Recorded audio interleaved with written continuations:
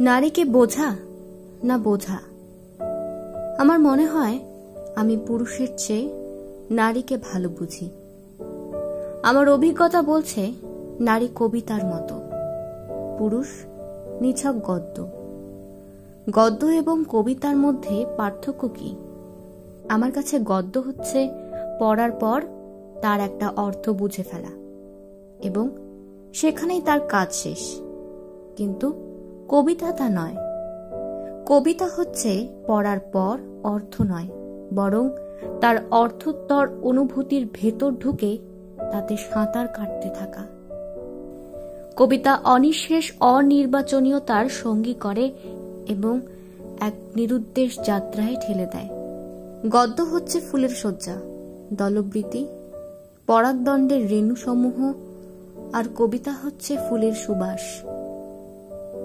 গদ্য বস্তুময় স্থির, কবিতা ছড়িয়ে পড়ে অস্থির, চঞ্চল। গন্ধের মতো নারীকে অনুভব করতে হয়, পুরুষকে অনুভবের কিছু নেই। সে কেবলই গঠনময় সপ্রাণ বস্তু সজ্জা। কারা বলে নারী বোধের অতীত রহস্যময়ী?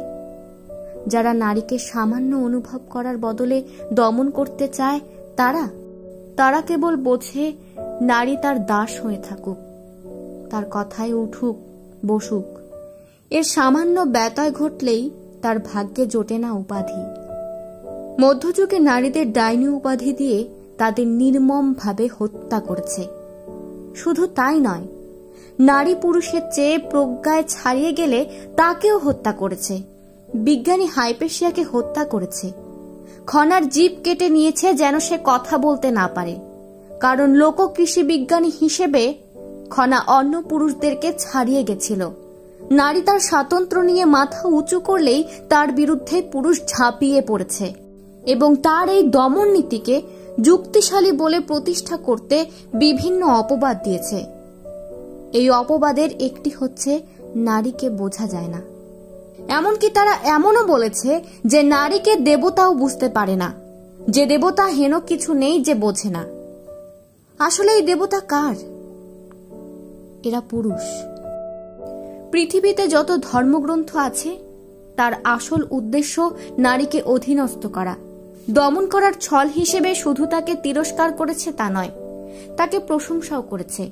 বলেছে নারী দেবী, সর্বংসহা, বহু কাজে পারদর্শিনী, এক অপার শক্তির আধার, দশভুজা। আসলে এসব মিথ্যা। তাকে পদতলে রাখার পুরুষ কৌশল।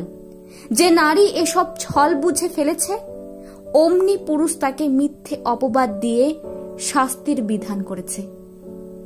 পুরুষের এসব ছলনা নারীকে আরো কুশলী বানিয়েছে। তারা নিজেরাই কবিতা হয়ে উঠেছে। কবিতাকে যেমন বোঝা যায় না, অনুভব করতে হয়, নারী তাই হয়ে উঠেছে। নারী পুরুষের এইসব হাইপোক্রেসি বুঝে ফেলেছে, কিন্তু কোনো প্রতিশোধ নেওয়ার কথা ভাবেনি। সে তাদের শাস্তি দিয়েছে নিজেদের অবদ্ধতার মোড়কে পুরে। আসলে অবদ্ধতা নয়, এটা তাদের নিরাপত্তা বেষ্টনী। কিন্তু পুরুষ বোকা, এসব বুঝতে চায়নি। সে গদ্যের মতো একটা অর্থ ছাপিয়ে তাকে দমন করতে চেয়েছে। নারীর এই কৌশল পুরুষকে বোকা বানিয়েছে এবং তাকে আরো হিংস্র করে তুলেছে। নারী তার কুশলতা থেকে বেরিয়ে পুরুষের তথাকথিত সমকক্ষ হতে চেয়ে নিজেদের পুরুষ কথিত যোগ্য হতে শুরু করেছে। আসলে নারী কোনো স্থানেই অযোগ্য নয়, বরং পুরুষের চেয়ে সে অধিক যোগ্য, এবং যোগ্য বলেই প্রকৃতি তার ওপর যে মহান দায়িত্ব দিয়েছে তা পালন করে চলেছে যথাযথভাবে। প্রকৃতির এই অভিপ্রায় পুরুষ বুঝতে ব্যর্থ হয়েছে। তার একটাই দাবি, নারী তার অধীনস্থ থাকবে। গড়ে তুলেছে ধর্ম, রাষ্ট্র, পুরুষতান্ত্রিকতা, যার মূলে আছে যৌন রাজনীতি। এই রাজনীতির মূল কথা হচ্ছে নারীকে শিখণ্ডী বানিয়ে তার প্রভুত্ব বজায় রাখা। পুরুষ তাই নারীর ওপর বুদ্ধিবৃত্তিক নয়, গায়ের জোর খাটিয়েছে। নারী তার বিপরীতে গায়ের জোর নয়, নিজেকে শিল্পী করে তুলেছে। আর শিল্প বোঝা এইসব শরীর সর্বস্ব পুরুষের পক্ষে সম্ভব নয়।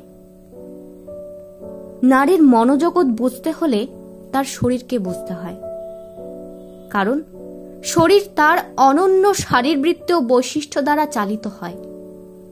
এখানে বহিস্থ কোনো শক্তি দিয়ে তাকে নিয়ন্ত্রণ করা যায় না। নারীর হরমোন ইস্ট্রোজেনকে কিভাবে নিয়ন্ত্রণ করবেন? দানবীয় বহিস্থ শক্তি দিয়ে। সে নারীর মনোজগৎ তৈরি করে, আর সামাজিক যে চাপ বা তার স্বরূপ, তাকে নারী সামাল দেয় তার নিপুণ কর্মদক্ষতা দিয়ে। কিন্তু মনোজগৎ যদি বহিস্থ চাপের সঙ্গে একই সমতলে চলতে না পারে, তাহলে ক্যাজুয়ালিটি তৈরি হয়, সংঘর্ষ বাধে। এই সংঘর্ষে নারী যুদ্ধাংদেহী হয় না, হয় কুশলী, হয় শিল্পী। এই কুশলতা পুরুষ বুঝতে পারে না, চায় না। এটার মীমাংসা পুরুষ করে দমন পীড়নের মাধ্যমে। নারীর প্রজনন স্বাস্থ্য তার মনোজগৎ গড়ে তোলার একটি প্রধান অঙ্গ। এই স্বাস্থ্যের খবর কজন পুরুষ রাখেন? কি হয় নারী যখন গর্ভবতী হয়? কি হয় নারীর যখন ঋতুস্রাব হয়? এসব ভাবার সময় পুরুষের নেই। এই সময়গুলিতে কেন বিষণ্ণ হয় নারী, কেন আত্মহত্যা প্রবণ হয়, সে কথা ভাবনায় এসেছে পুরুষের? আসেনি। ফলে নারীর মন বুঝে ওঠা পুরুষের পক্ষে সম্ভব হয়নি। সম্ভব হয়নি বলে সে নারীকে বোধের অগম্য এক রহস্যময়ী বানিয়ে এক ঘরে করে রেখে দিতে চেয়েছে। নারীকে সবচেয়ে বেশি ব্যবহার করেছে ধর্ম এবং পুঁজিবাদ। নারীর এমন কিছু নেই স্তন থেকে নাভি যে তাকে পণ্য বানায়নি পুঁজিবাদ। আর ধর্ম নারীকে বানিয়েছে শস্যক্ষেত্র।